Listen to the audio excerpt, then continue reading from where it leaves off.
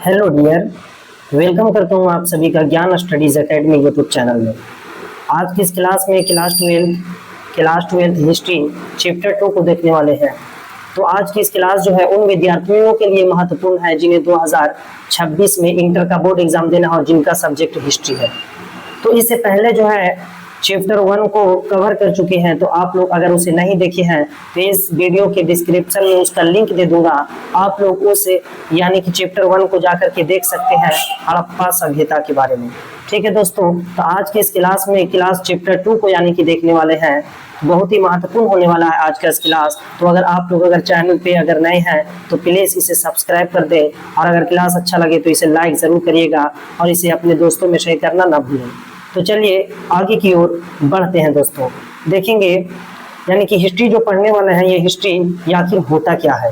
तो हिस्ट्री शब्द का मूल यानी कि हिस्ट्री शब्द की उत्पत्ति ग्रीक भाषा के शब्द से हुई है। ठीक है दोस्तों, हिस्ट्री शब्द की उत्पत्ति किस भाषा, ग्रीक भाषा के शब्द से हुई है।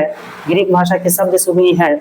और यानी कि ये जो हिस्ट्री जो है, हिस्ट्री का अर्थ क्या होता है, तो जांच करना, जानना या पूछताछ करना। इस शब्द का सबसे पहले प्रयोग हेरोडोटस नामक जो है यानी कि ग्रीक लेखक ने किया था।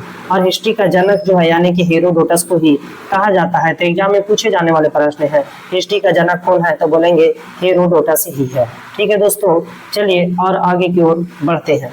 देखेंगे दोस्तों, आज की जो इस क्लास को पढ़ने वाले यानी कि देखने वाले हैं इतिहास अध्याय 2, जिसका नाम है राजा, किसान और नगर।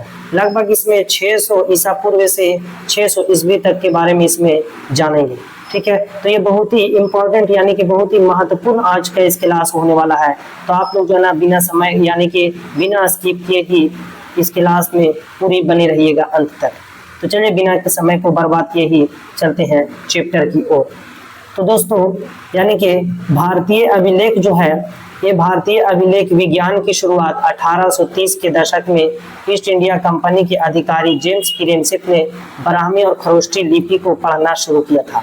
यानी कहने का मतलब है ना कि भारतीय जो अभिलेख जो है, ये अभिलेख जो है ना कई जगह से यानी कि प्राप्त हो सकते हैं। चाहे ये जो है किसी दीवार पर लिखी हो सकती है, किसी कठोर सतहों पर लिखी हो सकती है। तो इसका जो यानी कि ये जो शुरुआती जो है यानी कि 1830 में ये यानी कि 1830 के दशक में ईस्ट इंडिया कंपनी के अधिकारी एक थे जिनका नाम था जेम्स प्रिंसेप। ठीक है, तो इन्होंने जेम्स प्रिंसेप ने ब्राह्मी और खरोष्टी लिपि को सबसे पहले यानी कि पढ़ना शुरू किया। कब पढ़ना शुरू किया था, तो 1830 में जो है इसे पढ़ना शुरू किए थे। किसने, तो जेम्स प्रिंसेप नामक यानी कि व्यक्ति ने ये ब्राह्मी और खरोष्टी लिपि को सबसे पहले 1830 में पढ़ा था। ये अभिलेख यानी कि इसको पढ़ने की प्रथा 1830 में ही यानी कि शुरू हुई थी। ये जो अभिलेख जो है ये होता क्या है, तो कह सकते हैं कि ऐसा लेख जो किसी यानी कि पत्थर अथवा धातु पर लिखे जाते हैं। पत्थर अथवा धातु पर कठोर सतहों पर लिखे गए लेख को अभिलेख कहते हैं। पत्थर लिखिएगा, आप लोग बोल रहे हैं, आप लोग लिखिएगा, पत्थर अथवा धातु जैसे कठोर सतहों पर लिखे गए लेख को अभिलेख कहते हैं। ठीक है दोस्तों, उम्मीद है कि समझ में आ गया होगा आप लोगों को ये अभिलेख होता क्या है। तो ये दोस्तों यानी कि डियर, ये जो अशोक यानी कि सबसे प्रसिद्ध मौर्य शासक, बौद्ध ग्रंथ में अशोक को सबसे महान और प्रसिद्ध मौर्य शासक माना गया है। कहने का मतलब यह है दोस्तों कि यानी कि मौर्य वंश का सबसे यानी कि प्रसिद्ध शासक कौन थे, तो अशोक थे। मौर्य वंश के सबसे प्रसिद्ध शासक कौन थे, अशोक थे। और अशोक के बारे में जो है ना यानी कि बौद्ध ग्रंथ में जो है अशोक के बारे में जानकारी मिलती है। ठीक है, अशोक के सबसे महान और प्रसिद्ध यानी कि माने जाते हैं किसमें, तो मौर्य वंश के सबसे प्रमुख और सबसे महान शासक अशोक को ही माना जाता है दोस्तों। ये मौर्य शासक माना गया है। ठीक है, और यानी कि देखेंगे आगे की ओर चलते हैं। देखेंगे ये मौर्य साम्राज्य जो है, ये मौर्य साम्राज्य यानी कि इसकी शुरुआत किसने की, तो मौर्य साम्राज्य की स्थापना चंद्रगुप्त मौर्य ने यानी कि किए थे। ये चंद्रगुप्त मौर्य कौन थे, तो ये चंद्रगुप्त मौर्य जो है ये अशोक के दादा थे। चंद्रगुप्त मौर्य कौन थे, तो अशोक के दादा थे, याद रखेंगे। और चंद्रगुप्त मौर्य ने ही जो है मौर्य साम्राज्य की स्थापना किए थे। मौर्य साम्राज्य की स्थापना चंद्रगुप्त मौर्य ने किए थे। और उसके बाद फिर चंद्रगुप्त मौर्य के बाद फिर यहाँ का राजा बनते हैं कौन, तो यहाँ का राजा फिर बनते हैं बिंदुसार। बिंदुसार जो है ये कौन है, तो बिंदुसार जो है यानी कि अशोक के पिता है और ये चंद्रगुप्त मौर्य के यानी कि बेटा है। ठीक है, तो चंद्रगुप्त मौर्य ने मौर्य साम्राज्य की स्थापना की। उसके बाद इनका जो है यानी कि बेटा जो है यानी कि क्या नाम है, बिंदुसार, ये शासक बनते हैं। फिर उसके बाद फिर कौन बनते हैं, तो इसके बाद फिर जो है ना अशोक यानी कि शासक बनते हैं, जो कि सबसे महत्वपूर्ण मौर्य साम्राज्य के शासक माने जाते हैं अशोक को ही। ठीक है, आगे की ओर बढ़ते हैं दोस्तों, देखेंगे ये जो है 6वीं शताब्दी ईसा पूर्व परिवर्तन काल माना जाता है इसे। इस समय जो है ना बड़े स्तर पर लोहे का उपयोग बढ़ गया था, लोग लोहे का उपयोग बड़ी मात्रा में करने लगे थे, यानी कि इस काल में जो है लोहे का उपयोग यानी कि परिवर्तन जब हुआ तो इस काल में जो है लोहे का उपयोग यानी कि क्या बढ़ गया, लोहे का उपयोग बहुत ज्यादा मात्रा में होने लगा। राज्य और नगरों का विकास हुआ इसी काल में, और पहली बार सिक्कों का चलन शुरू हुआ। तो पहली बार सिक्कों का चलन शुरू जो है 6वीं शताब्दी ईसा पूर्व में ही यानी कि शुरू हो गया था, और इस काल में जो है लोहे का उपयोग बहुत ज्यादा मात्रा में होने लगा था। क्योंकि दोस्तों यानी कि देखेंगे यहाँ पास में यानी कि देखो इससे पहले जो यानी कि चैप्टर को जो पढ़े थे उसमें देखे थे कि यानी कि कौन सी सभ्यता थी, सिंधु घाटी सभ्यता। और इस सिंधु घाटी सभ्यता में कौन से धातु का प्रयोग नहीं होता था, तो इस जो है यानी कि सभ्यता में लोहे का प्रयोग नहीं होता था। लेकिन जो है इस सभ्यता में लगभग 600 यानी कि इस सभ्यता में जो है इसका प्रयोग यानी कि क्या, तो ज्यादा मात्रा में यानी कि 6वीं शताब्दी ईसा पूर्व में इसका प्रयोग ज्यादा मात्रा में होने लगा था। 6वीं शताब्दी ईसा पूर्व में लोहे का प्रयोग यानी कि बढ़ गया था। ठीक है दोस्तों, यानी कि और फिर क्या है, यानी कि नए धर्म जो है यानी कि इसी काल में नए धर्म और विचारधाराएं जैसे जैन धर्म, बौद्ध धर्म जैसे नई विचारधाराओं का विकास हुआ। कौन कौन से धर्म, तो जैन धर्म, बौद्ध धर्म और भी नए नए धर्मों का जो है यानी कि विकास इसी काल में देखने को मिलता है। ये धर्मों में यानी कि धर्मों ने समाज में नया सोच दिया, लोगों को नए सोचने की यानी कि तकनीक आई, और लोगों में नई नई तरीके का तरकीब सोचने की यानी कि क्या जिज्ञासा जागी। और इसी में जो है यानी कि प्रमुख महाजनपद इस समय भारत में यानी कि 16 महाजनपद थे। तो याद रखेंगे भारत में कितने महाजनपदों की संख्या, 16। ठीक है, महाजनपद थे, जैसे इसमें जो है मगध, वज्जी, कौशल, कुरु, गंधार आदि, ये जो है ना यानी कि ये जनपद जो है बहुत ही महत्वपूर्ण जनपद जो है इसे माना जाता है दोस्तों। ठीक है, आगे की ओर देखेंगे, आगे की ओर बढ़ते हैं। इस समय में जो यानी कि क्या था, तो इस समय पर जो यानी कि राजा और गण संघ, कुछ राज्यों में राजा शासन करते थे और कुछ में लोगों की यानी कि क्या परिषद यानी कि गण संघ होते थे जो मिलकर शासन करते थे। कहने का मतलब है कि जनपद जो 16, कितने जनपद थे, जनपदों की संख्या 16, और इस जनपद में कुछ जगह पर जो है राजा यानी कि शासन किया करते थे और कुछ जगह पर गण संघ जो है यानी कि शासन किया करते थे। मतलब इसमें जो है ना कुछ में लोगों की परिषद यानी कि गण संघ यानी कि बहुत सारा लोग मिलकर के जो है शासन किया करते थे। यहाँ कोई एक राजा नहीं हुआ करता था दोस्तों। ठीक है, उम्मीद है कि आप लोगों को ये समझ में आ रहा होगा। चलिए बढ़ते हैं आगे की ओर, देखेंगे दोस्तों यानी कि आगे की ओर क्या है, देखें कि इसमें जो है यानी कि मगध और उज्जैन प्रमुख शक्ति केंद्र, इन जगहों पर जो है उपजाऊ भूमि और लोहे की खाने और नदियों से व्यापारिक रास्ते थे, जिससे ये शक्तिशाली बन गए। कहने का मतलब है कि सबसे यानी कि शक्तिशाली महाजनपद कौन था, तो सबसे शक्तिशाली महाजनपद मगध था। ठीक है, मगध क्यों शक्तिशाली माना जाता था, क्योंकि इसमें जो है ना प्रमुख शक्ति केंद्र यहाँ पास में था। जैसे इन जगहों पर जो उपजाऊ भूमि थी, जो कि बहुत ज्यादा उपजाऊ मिट्टी होने के कारण से यहाँ बहुत तरीके का फसल जो उपजाया जाता था, यहाँ लोहे की खानी यहाँ मौजूद थी, और नदियां यहाँ जो है व्यापारी का जो है ना यानी कि केंद्र था, और इसीलिए जो है इसे मगध को सबसे शक्तिशाली महाजनपद माना जाता था। ठीक है, आगे की ओर देखेंगे, इसमें जो है यानी कि प्रमुख स्रोत हमें मौर्य काल की जानकारी मेगास्थनीज की यानी कि इंडिका, कौटिल्य का अर्थशास्त्र और अशोक के शिलालेख और बौद्ध जैन ग्रंथ से मिलता है। कहने का मतलब है कि एग्जाम में पूछे जाता है ये वाला प्रश्न को, यानी कि इंडिका किसकी रचना है, तो मेगास्थनीज की। मेगास्थनीज ने क्या लिखा, इंडिका। कौटिल्य ने क्या लिखा, अर्थशास्त्र। अर्थशास्त्र किसकी रचना है, कौटिल्य की। इंडिका किसकी रचना है, मेगास्थनीज की दोस्तों। ठीक है, याद रखेंगे देखेंगे ये बार बार पूछे जाने वाले प्रश्न है, बहुत ही इंपॉर्टेंट प्रश्न है ये। आगे की ओर बढ़ते हैं, देखेंगे मौर्य प्रशासन। मौर्य प्रशासन बहुत ही जो है संगठित था, राजधानी पाटलिपुत्र थी और 4 प्रमुख प्रांत थी इसमें। यानी कि देखेंगे ये जो मौर्य यानी कि मौर्य जो प्रशासन यानी कि मौर्य साम्राज्य थी, इसकी मौर्य जो है यानी कि साम्राज्य की राजधानी कहाँ थी? इसकी राजधानी पाटलिपुत्र थी, जिसे आज में जो है ना यानी कि इसे पटना के नाम से जाना जाता है। पटना को ही पहले पाटलिपुत्र नाम था और ये मौर्य जो है ना साम्राज्य की राजधानी पाटलिपुत्र ही थी।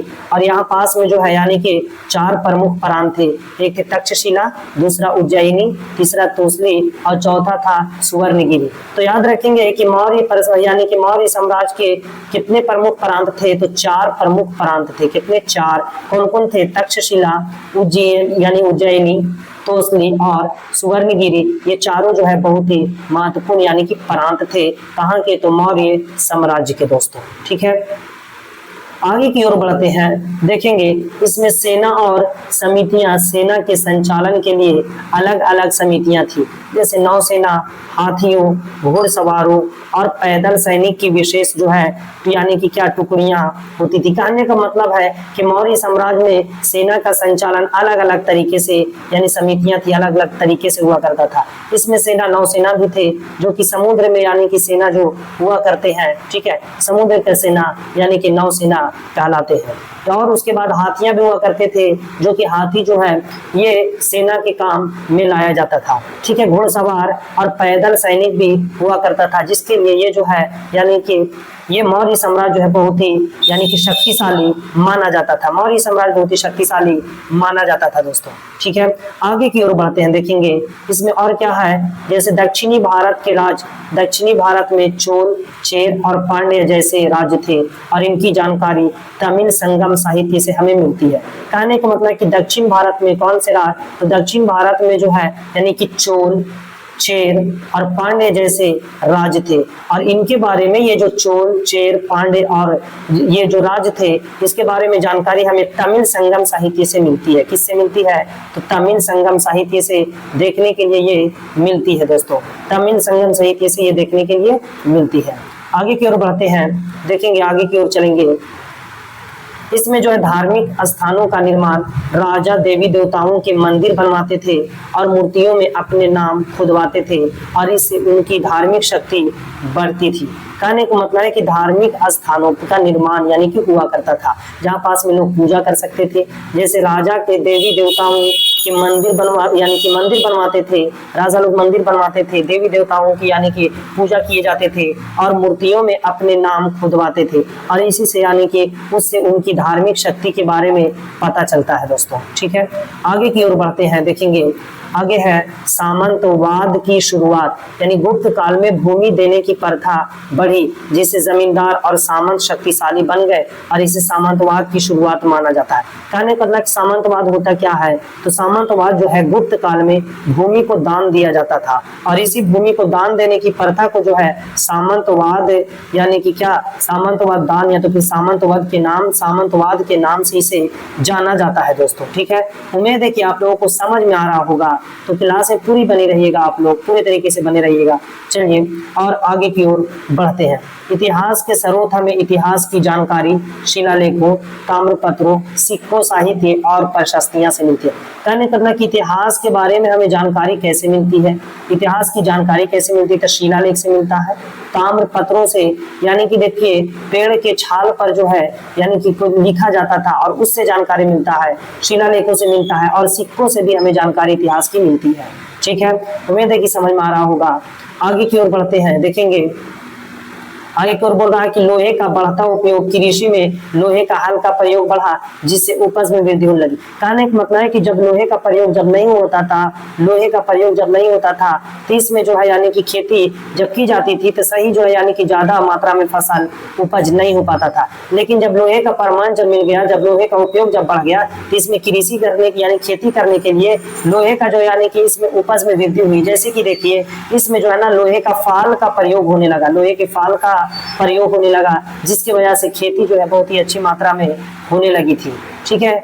आगे की ओर देखेंगे, इसमें क्या बताया जा रहा कि नगरों का विकास, व्यापार और शिल्पी के कार्य यानी कि कारण नगरों का विकास हुआ।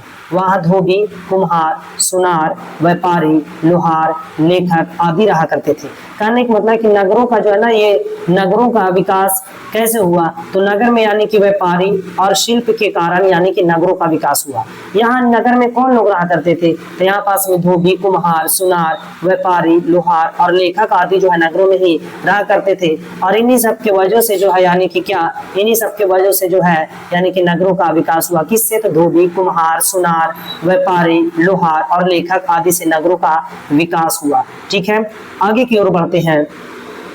आगे कहा जा रहा कि उत्पादक यानी कि उत्पादक और व्यापारी वर्ग, इन लोगों को श्रेष्ठी कहा जाता था और वे पहले सामान खरीदते और फिर बाजार में बेचा करते थे। पहले सामान खरीदते थे फिर बाजार में बेचा करते थे। तो उत्पादक और व्यापारी वर्ग, कहने का मतलब उत्पादक का मतलब है किसी भी वस्तु को बनाना या निर्माण करना। जैसे कि देखिए फॉर एग्जांपल समझते हैं अभी कि यहाँ पास में अगर किसी एक कंपनी है या फैक्ट्री है, वहाँ पास में मान लेते हैं कि कलम बनाने का काम होता है। तो जो फैक्ट्री में जो कलम जो बन रहा है, तो कह सकते हैं कि कलम का उत्पादन हो रहा है।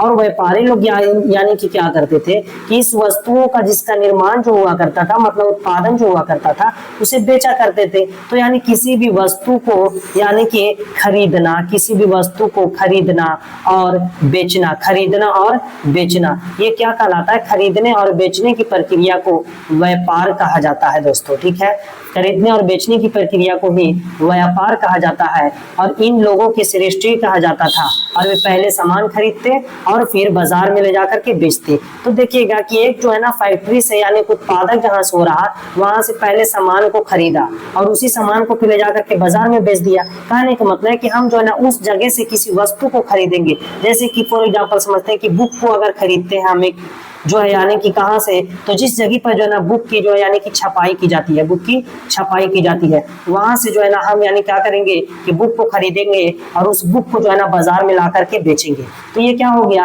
यानी कि जिस जगह पर उत्पादन हुआ और दूसरी जगह पर यानी कि बाजार में ला करके बेच दिए, तो ये उत्पादक और व्यापार वर्ग हो गया। एक जगह पे उत्पादक होता था, दूसरे लोग व्यापार के माध्यम से यानी कि क्या दूसरी जगह पर ला करके उसे बेचा करते थे। ठीक है, आगे की ओर बढ़ते हैं। देखेंगे नदी मार्गों का प्रयोग होने लगा इसमें। और नदी मार्गों का प्रयोग कहने का क्या मतलब है कि इसमें व्यापार और यात्रा के लिए नदियों का उपयोग बढ़ गया। जैसे व्यापार करने के लिए, यात्रा के लिए इसका उपयोग क्या हो गया, बढ़ गया। इसका उपयोग क्या हो गया, नदियों का उपयोग बढ़ गया था। ठीक है दोस्तों, उम्मीद है कि समझ में आ रहा होगा आप लोगों को बहुत ही अच्छे तरीके। उसके बाद देखेंगे कि बंगाल से यानी कि उसके बाद क्या है, बंगाल से चीन और दक्षिण पूर्व एशिया तक व्यापार फैल गया।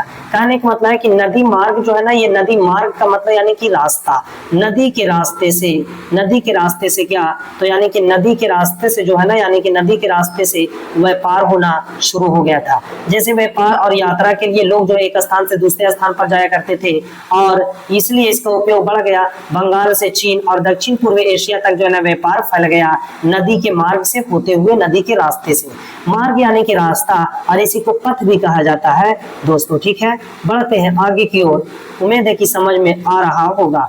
आगे की ओर देखते हैं, सिक्कों का चालन हो गया। गुप्त काल में सोने और चांदी के सिक्के सबसे ज्यादा प्रचलन में थे। कहने का मतलब है कि सिक्कों का यानी कि क्या चलन हो गया, गुप्त काल में सोने और चांदी के सिक्के चलने लगे थे। यानी कि याद रखेंगे कि कौन से काल में चांदी और सोने के सिक्के चलने लगे थे, तो गुप्त काल में।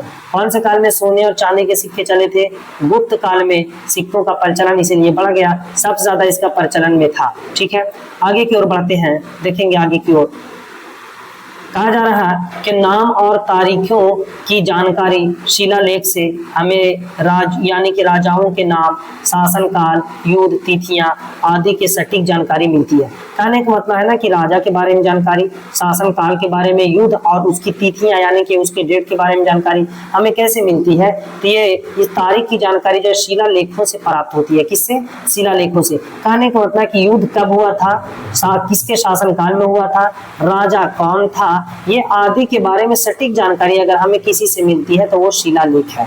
ठीक है, किससे मिलते हैं, तो ये जो है ना शिलालेख से हमें इसके बारे में जानकारी मिलते हैं। ठीक है, उम्मीद है कि समझ में आया होगा। बढ़ते हैं आगे की ओर। देखेंगे यहाँ कहा जा रहा कि प्रसिद्ध स्तंभ लेख, प्रयाग का अशोक स्तंभ लेख और इलाहाबाद का सम्राट समुद्रगुप्त का लेख बहुत ही महत्वपूर्ण है। कहने का मतलब है कि इसमें जो है ना यानी कि प्रसिद्ध स्तंभ लेख कहने का क्या मतलब है, तो ये जो है ना ये प्रयाग का अशोक स्तंभ जो है यानी कि अभी जो मौजूद है अशोक स्तंभ, और उसी जो है ना अशोक स्तंभ और इलाहाबाद के सम्राट समुद्रगुप्त जो थे, और ये समुद्रगुप्त का लेख जो है ना महत्वपूर्ण है। ठीक है, प्रसिद्ध स्तंभ यानी कि इसके बारे में जानकारी प्राप्त करने के लिए। ठीक है, बढ़ते हैं आगे की ओर। देखेंगे इसमें कहा जा रहा है यानी कि देवदासी और देवभूमि प्रथा। देवदासी और देवभूमि प्रथा होता क्या है? मंदिरों को देवभूमि दी जाती थी और वहां काम करने वाले स्त्रियों को देवदासी कहा जाता था। कहने का मतलब है कि इसमें प्रथा क्या था कि देवदासी और देवभूमि क्या है, तो ये जो है ना मंदिर को देवभूमि दी जाती थी, मतलब कि देखिएगा मंदिर बनाने के लिए जो भूमि जो दी जाती थी उसे यानी कि क्या देवभूमि, यानी कि उसे देवभूमि कहेंगे। और वहां जो मंदिर में जो काम करने वाली जो स्त्री जो हुआ करती थी उसे देवदासी कहा जाता था। तो देवदासी किसे कहा जाता था? तो मंदिरों में काम करने वाली स्त्री को देवदासी कहा जाता था, और मंदिर बनाने के लिए जो भूमि जो दी जाती थी उसे देवभूमि कहा जाता था। ठीक है, उसे क्या कहा जाता था? तो उसे देवभूमि कहा जाता था। ठीक है, ग्रंथ और धार्मिक साहित्य, बौद्ध त्रिपिटक, जैन आगम और धर्मशास्त्र जैसे ग्रंथ धार्मिक और सामाजिक जानकारी के स्रोत है। ये सामाजिक जानकारी के स्रोत कैसे और मिलेंगे? तो ग्रंथ और धार्मिक साहित्य से, जैसे बौद्ध के त्रिपिटक से हमें जानकारी मिलता है। ये बौद्ध धर्म से त्रिपिटक का संबंध एग्जाम में पूछा जाता है, VVI हो गया यहाँ पास में। देखेंगे त्रिपिटक का संबंध किससे? बोलेंगे बौद्ध धर्म से। किससे संबंध है? बौद्ध धर्म से। किससे संबंध है? सातवें में किससे संबंध है? बौद्ध धर्म से। और जैन आगम यानी कि आगमन से जो है, आगम से और धर्म शास्त्र जैसे ग्रंथ से जो है, बहुत सारे धर्म के ग्रंथों से, बहुत सारे धर्म के बारे में लिखे गए लेख से जो है हमें सामाजिक जानकारी के बारे में प्राप्त यानी कि जानकारी प्राप्त होती है। ठीक है, हमें इससे क्या मिलती है? तो इससे हमें जानकारी प्राप्त होती है। ठीक है, आगे देखेंगे पुरोहितों की भूमि का ब्राह्मण पुरोहित धार्मिक अनुष्ठानों और राजा के राज अभिषेक में प्रमुख भूमिका निभाते थे। ठीक है, जैसे गुप्त शासक सम्राट समुद्रगुप्त और चंद्रगुप्त द्वितीय ने प्रशासन, कहने का मतलब है कि पुरोहित जो है जो लोग हुआ करते थे, यानी कि पुरोहित लोग, कहने का मतलब है कि जैसे कि पुरोहित लोग एक तरीके से यानी कि समझे पुरोहित यानी कि पंडित लोग, पुरोहित यानी कि पंडित लोग जो हुआ करते थे वो पुरोहित कहलाते थे। और ये पुरोहित भूमि ब्राह्मण पुरोहित और पुरोहित कौन हुआ करता था? यानी पंडित कौन हुआ करते थे? तो पंडित जो हुआ करते थे वो हुआ करते थे ब्राह्मण। कौन हुआ करते थे? ब्राह्मण। और ये धार्मिक अनुष्ठान क्या करते थे? राजा के राजाभिषेक में प्रमुख भूमिका इन्हीं के हुआ करते थी। और गुप्त शासक जो सम्राट यानी गुप्त शासक सम्राट समुद्रगुप्त, गुप्त वंश के यानी कि शासक कौन थे? समुद्रगुप्त थे। और ये चंद्रगुप्त द्वितीय ने प्रशासन, चंद्रगुप्त द्वितीय ने प्रशासन यानी क्या रखेंगे? चंद्रगुप्त द्वितीय ने प्रशासन और कला की नई जो है ना ऊंचाई दी। कहने का मतलब है कि अनुष्ठान जो किया करते थे, ये राज्य का अभिषेक भी इन्हीं को मिलता था, किन्हें? तो ब्राह्मण को। और ब्राह्मण ही कौन हुआ करते थे? पुरोहित यानी पंडित हुआ करते थे, और भूमिका ये निभाया करते थे। गुप्त शासक जो सम्राट थे, गुप्त शासक यानी समुद्रगुप्त और चंद्रगुप्त द्वितीय, ये इनकी जो है यानी कि प्रशासन और कला की जो है ना नई ऊंचाई दी। ठीक है, तो उम्मीद है कि आज की इस क्लास जो यानी कि आप लोगों को अच्छे तरीके से समझ में आया होगा।